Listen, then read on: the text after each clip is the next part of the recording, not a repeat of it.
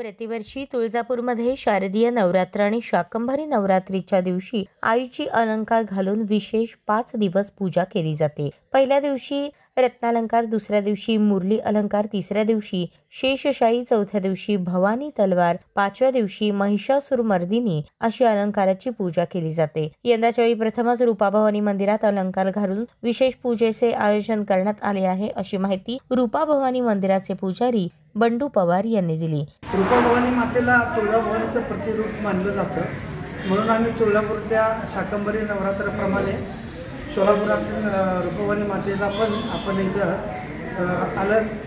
अलंकार पूजेचं आयोजन केलं होतं, रथ अलंकार पूजेचं।